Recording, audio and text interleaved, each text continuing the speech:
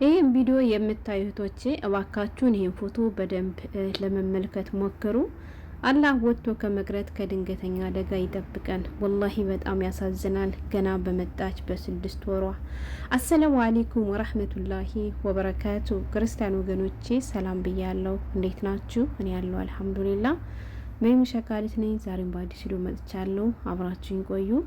ውድ ቤተሰቦች፣ የሀገሬ ልጆች፣ አላህ ከድንገተኛ አሟሟት ሁላችንም ይጠብቀን። ባካችሁ ሁላችሁም ይህን ቪዲዮ ሼር በማድረግ ኃላፊነታችን እንወጣ።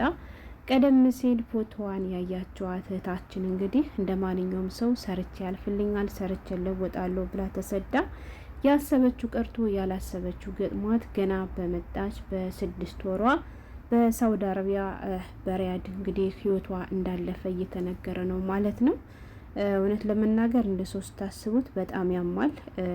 ግን ደግሞ ከሆነ በኋላ ምንም ማድረግ አይቻልም። አላህ ይዘንላት፣ ለቤተሰቦቿም አላህ ሶብሩን ይስጣቸው። ውድ ቤተሰቦች፣ እኔ ቪዲዮ ልሰራ የቻልኩበት ምክንያት እንግዲህ ብዙ ጊዜ እህቶች ለምንድን ነው የሞተ ሰው ፎቶ የምትለጥፉ ምናምን ትላላችሁ። እውነት ነው። ግን የሞተ ሰው ፎቶ የምንለጥፍበት ምክንያት አለ። ሀገሬ ልጆች፣ አንድ ለአስክሬን መላኪያ ብር የሚዋጥ ይሆናል፣ ወይም ደግሞ ቤተሰቦቹ ያልተገኙላችሁ ይሆናል ማለት ነው። እና ዛሬም የልጅቱን ፎቶ የፖስትኩበት ምክንያት እንግዲህ አፋልጉኝ ማስታወቂያው የወጣው ከሪያድ ሽሜሲ ከሚባል ሆስፒታል ነው ማለት ነው። የልጅቷን ቤተሰቦች እስካሁን ድረስ ማግኘት ስላልተቻለ ልጅቱ ወደ ኢትዮጵያም አልተላከም፣ ወይንም ደግሞ ከዚሁ የመቀበር እድሉን ስላላገኘች ግዴታ ቤተሰብ ያስፈልጋል ስለተባለ እባካችሁን ሸር በማድረግ አፋልጉን ስላሉ፣ ስለዚህ ሁላችሁም ፎቶውን በደንብ በማየት እባካችሁ የበኩላችን እንወጣ። ከመካከላችን ምናልባት አንድ ሰው ሊያውቃት ስለሚችል በየጉርፓችሁ ሸር በማድረግ ሁላችንም እንተባበር ነው የምለው። እንግዲህ ልጅቷ ከመጣች ገና ወደ ሳውዲ አረቢያ 6 ወር ብቻ እንደሆናት ነው የተነገረው። ወላሂ በጣም ያሳዝናል። አስባችሁታል? ገና በመጣች በ6 ወሯ ማለት ነው። እንግዲህ እውነቱን የሚያውቀው አንድ አላህ ብቻ ነው። መዳሟ እንደተናገረችው ከሆነ ልጅቷ ትታመማለች። ከታመመች በኋላ ወደ ሆስፒታል እንዳስገባቻት እና ሕክምና ላይ እያለች ህይወቷ እንዳለፈ ነው የተነገረው ማለት ነው።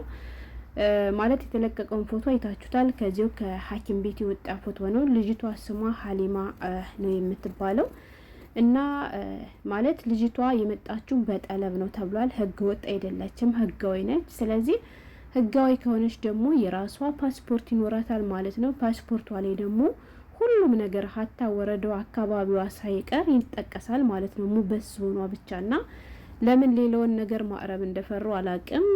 እንግዲህ በዚህ ፎቶ ብቻ ይህን ፎቶ አይታችሁ እሷንም ሆነ ቤተሰቧን የምታውቁ ሰዎች ካላችሁ አፋልጉን ነው እንጂ የሚለው ይሄ ነበር እንዲህ ነበር ምናምን ነገር የሚለው ነገር የለም።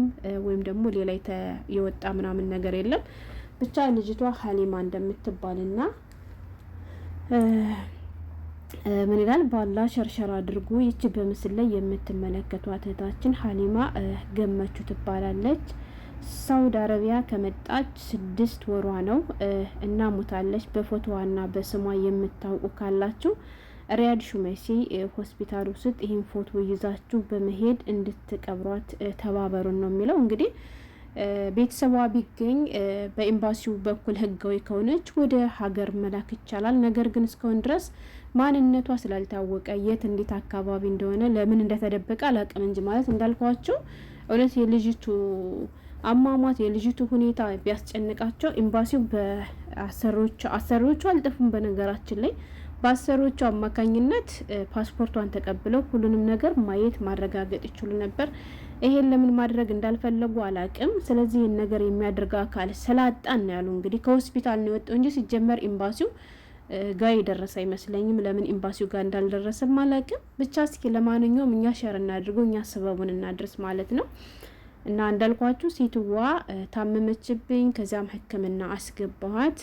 በህክምና ላይ ያለች ህይወቷ አለፈ ብላን የተናገረችው እንግዲህ ነች። እንግዲህ አንዳንዴ ህይወት ምን ታደርጉታላችሁ? ሰው ብዙ ያስባል፣ አርቅ እናስባለን። ነገ ምን እንደሚገጥመን አሁን ምን እንደሚገጥመን አናውቅም። ብቻ አላህ ከድንገተኛ ነገር ይጠብቀን። የሀገሬ ልጆች ወላሂ በጣም ያሟል።